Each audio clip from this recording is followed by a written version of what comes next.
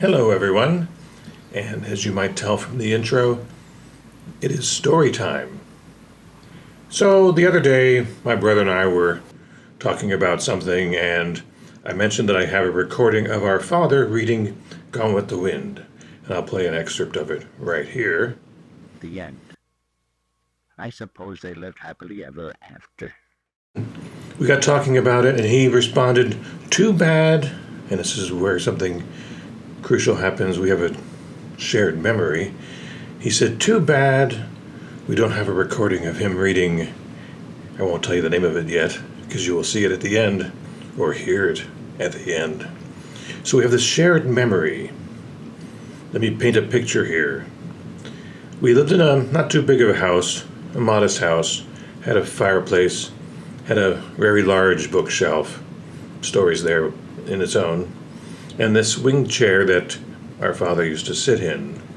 Now, he fancied himself an English major. In fact, he had a master's degree in English, taught school for 30, 40 years, and during that time, he recorded books on tape, reel-to-reel tape, for the sight impaired.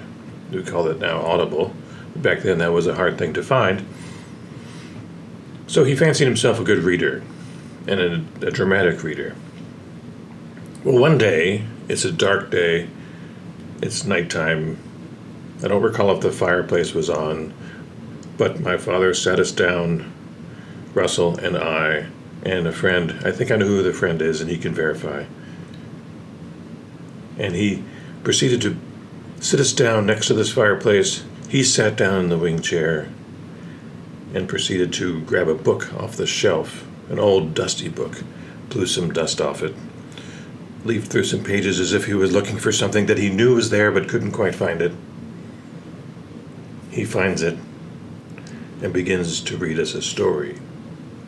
Well, this is the shared memory we have. I didn't realize he recalled this, Russell recalled this, and I sure recalled it. I've tried to institute it in several different stories I've told. This is the first time I've recorded it, but here is my attempt to replicate how he read it to us. And I'll explain why I did a certain pattern, a certain cadence, and a certain vocabulary after the reading. Now, the images don't change much during my reading, but watch intently at the end of 5 minutes, about 4 minutes in. Resume fixing your eyes on the screen. In fact, right now you should probably dim the lights. Cozy up, maybe get a cup of tea or something, but don't hold it firmly. You'll trust me, you'll know why. All right, here is my attempt to read as he read to us that dark and windy night.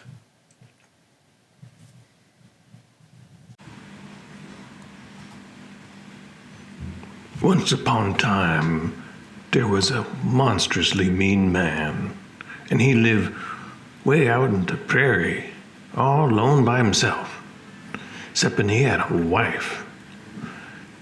And by, she died, and he tuck and toted her way out in the prairie and buried her.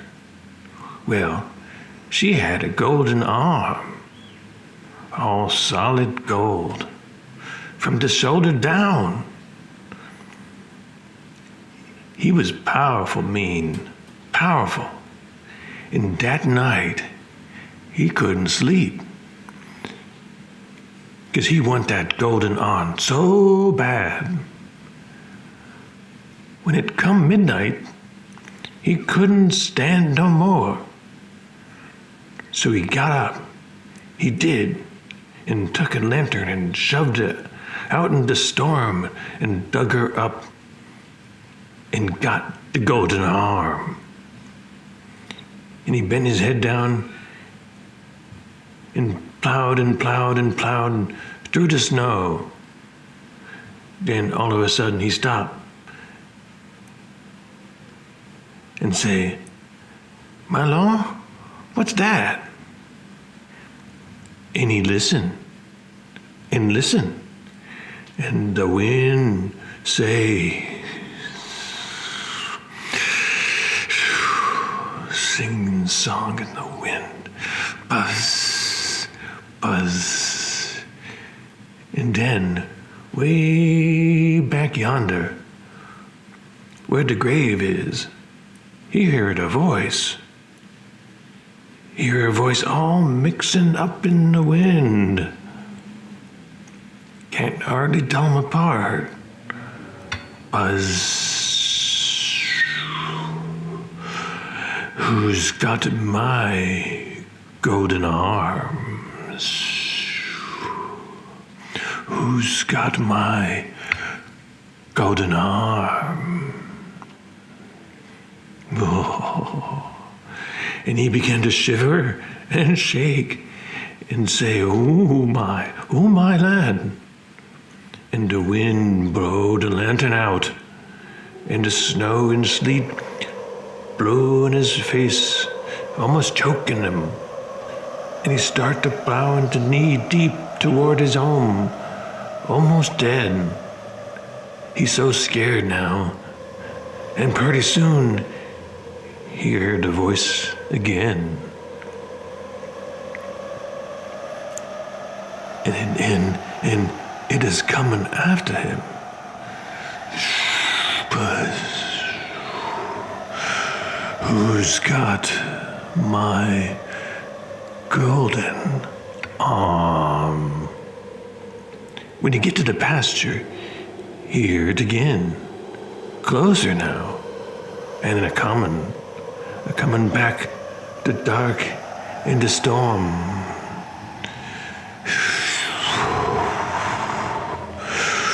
Who's got my golden arm? When you get to the house, you rush upstairs and jump in bed and cover up head and ears and lay down shivering, and the way out,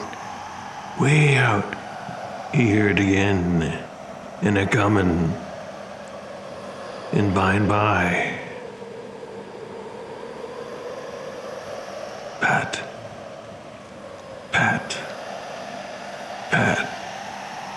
it's coming upstairs. Then he heard the latch, and he knows it's in the room. Then pretty soon, he knows it's standing by his bed.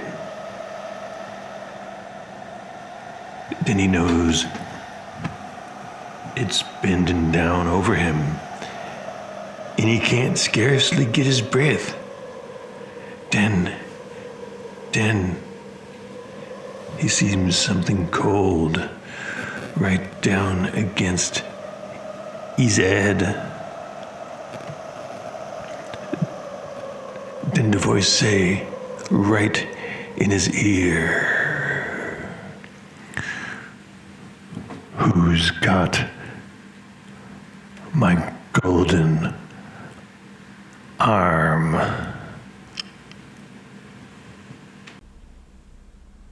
You've got it!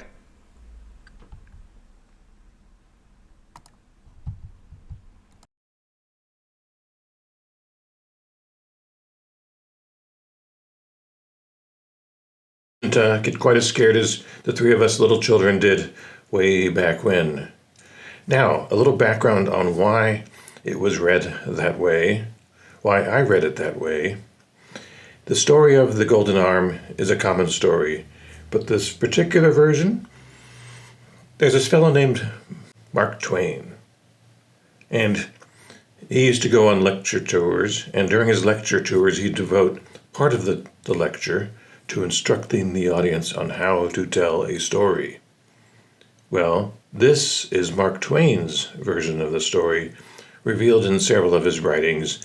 He actually goes through, and in the writing, which I can show on the screen a little bit right here, he tells you where to pause, who to look at, and he actually has the phrasing I'm using there. Now, I did modernize it slightly, and because that one's a little bit frozen in his Mark Twain's time and may not be as sensitive in today's time, so that I'm speaking like that to emulate my father, and further back, he was emulating Mark Twain. So it's a little unfair to judge people in different times. So I apologize if modern times might find that sensitive, but I'm imitating a previous time. So that is the reason I read it like that, both to emulate my father and his emulation of Mark Twain. I hope you've enjoyed. And by the way, this is all done as a birthday present to that said brother Russell. Happy birthday. Thanks for watching until the end.